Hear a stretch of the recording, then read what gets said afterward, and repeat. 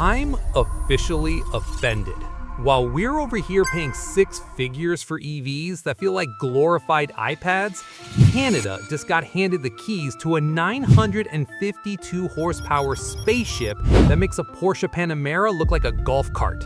This is the Denza Z9 GT. It has 3 motors, 2 fridges, and can literally crab walk out of a parking spot with 20-degree rear steering. It's a tech-heavy beast with a price tag that will make you want to throw your current car's title in the trash. America, we're being left behind, and after seeing this, you're going to be furious. Look at this face. Seriously, look at it. This isn't just a car, this is a statement. You've got this ultra-low, aggressive, closed-grille front fascia that screams aerodynamics. These headlights, they aren't just LEDs. They're high-tech, multi-zone laser-guided eyes that animate when you walk up to the car. Meanwhile, back in the US, we're still arguing over whether a fake plastic grille makes a car look tough. The Z9 GT doesn't need to fake it. It's got these deep, functional air curtains that actually do something. And the stance? It's wide, it's low, it looks like it's crouched, ready to pounce on a Ferrari. It's elegant, but it's got that "I'll ruin your day" vibe. Wait, let me back up. Look at the silhouette. This is a shooting brake, but it's stretched out like a luxury yacht. You've got these frameless doors that give it a clean, uninterrupted line. And the wheels? They're 21-inch high-performance alloys with brake calipers that look like they belong on a track-spec monster. And don't blink. See those side mirrors? Those aren't just mirrors. They're high-def cameras.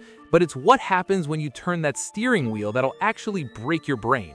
I'll show you why this car can park itself in places a Honda Civic couldn't even dream of.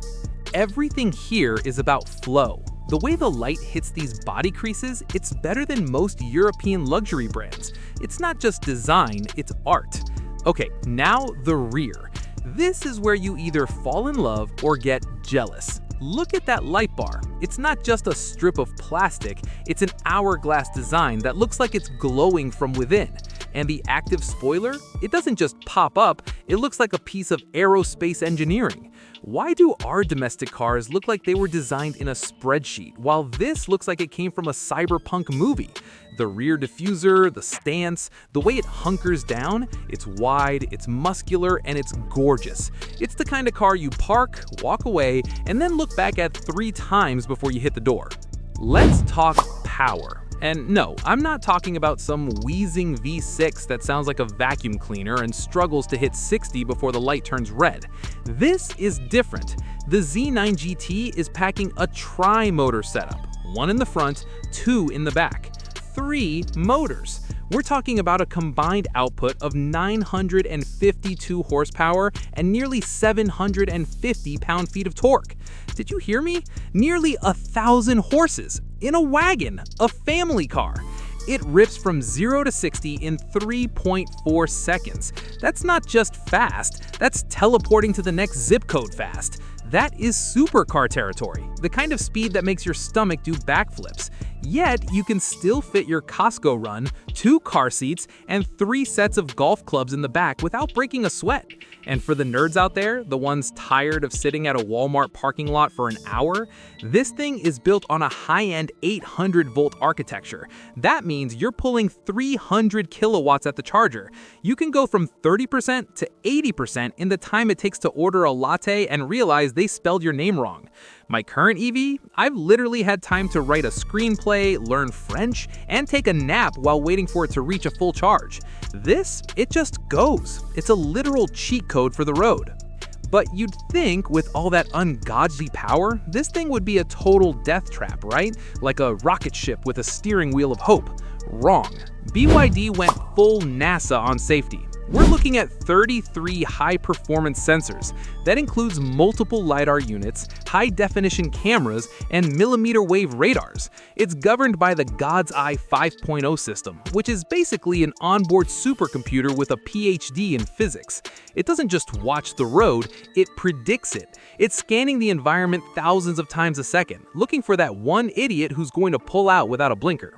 And get this part actually sounds fake, but I swear it isn't. If you're cruising at 140 kilometers per hour, that's about 87 miles for my American friends, and you have a catastrophic tire blowout, the car's independent motor torque vectoring kicks in instantly. It adjusts the power to each individual wheel in milliseconds to stabilize the chassis so you don't end up upside down in a ditch. It's like having a co-pilot who never sleeps, has 20/20 vision in the dark, and possesses the reflexes of a Formula One driver. This car practically refuses to let you crash. It's not just driving, it's being cradled by the future of AI. Honestly, it makes our current safety tech look like a beware of dog sign. But here is where things get truly disrespectful to every other car brand. Most luxury cars have rear-wheel steering that turns maybe 3 or 5 degrees. If you're lucky, maybe 10. The Denza Z9 GT? It turns a staggering 20 degrees. Bro, that is not a typo. 20 degrees. Imagine looking at your rear tire and seeing it angled like it's broken. But in reality, it's just preparing to make every other car on the road look like a clumsy dinosaur. Because the two rear motors are completely independent. They don't just nudge the car, they dictate exactly where it goes with surgical precision. This allows for the compass turn. Imagine you're in a tight cul-de-sac or a dead-end street. In a normal car, you're doing a 5-point turn while your neighbors watch and judge you. In the Z9 GT, the car literally locks a front wheel and pivots its entire 17-foot body around it like a compass on a piece of paper. It has a minimum turning radius of 4.62 meters. For my Americans at home, that is a smaller turning circle than a Volkswagen ID3 or a Mini Cooper, and this thing is a massive, long wheelbase Grand Tourer. It's like watching a cruise ship pull a U-turn in a swimming pool. Then there's the crab walk. You've seen the Hummer EV do it in the dirt, but seeing a sleek, low-slung shooting brake do it on asphalt to slide into a parallel parking spot, that is a glitch in the matrix. It can move diagonally at a 15-degree angle. You basically just pull up next to a spot, hit a button, and the car glides in sideways like it's on a conveyor belt. It makes parallel parking feel like you're playing a video game with no clip mode enabled. Honestly, watching a car this big move sideways is a genuine exorcist moment. It defies every law of physics we grew up with. And it's not just for show. This tech actively adjusts your toe angle during emergency braking. If you slam on the brakes, the rear wheels actually tuck inward to stabilize the back end and keep you from fishtailing. It's using the rear wheels as rudders. America, why are we still out here struggling to park our Tahoes and Escalades, swinging wide like we're driving a semi when this tech exists? We're over here celebrating auto park that takes 3 minutes and hits the curb, while Canada's new toy is literally drifting into spots with 20 degrees of rear steer sass. It's embarrassing, it's witchcraft, and quite frankly, it makes every advanced handling badge on a US car look like a participation trophy. Okay, you ready? Because this is where I actually get annoyed. You sit inside and it's not a car anymore, it's a lounge. You've got a massive 17.3-inch central screen, a dedicated passenger screen, and a 50-inch AR HUD. That's 50 inches. And the materials, Nappa leather everywhere, real carbon fiber, real wood. It feels more bespoke than a $200,000 sedan. Wait, I almost forgot the best part. I mentioned the fridge earlier. There's a 4-liter fridge in the front and a 10-liter fridge in the back. You can literally chill your champagne while you do a 0 to 60 launch. Who puts a wine fridge in a 952 horsepower wagon? People who know how to live, that's who. Remember I mentioned that parking trick? Stay tuned because I'm going to explain how this thing moves sideways in a second. The Devialet sound system, it's got 26 speakers. You don't just hear the music, you feel the soul of the artist. It's 128 color ambient lighting that dances to the beat. Everything is voice controlled, gesture controlled, and AI optimized. It makes my infotainment system look like a calculator from the 90s. Here's the kicker, it's actually practical. You've got a wheelbase over 3,000 millimeters. That's limousine legroom. You can fit your entire family, a week's worth of groceries, the dog, and still have enough power to leave a Porsche standing at the light. It's the ultimate dad car that secretly wants to be a track weapon. You could fit a week of Costco regrets in here and still have room for a cooler. So what does this level of insanity cost? In China, this thing starts in the ballpark of 50,000 to 60,000 USD equivalent, depending on the trim. Let that sink in.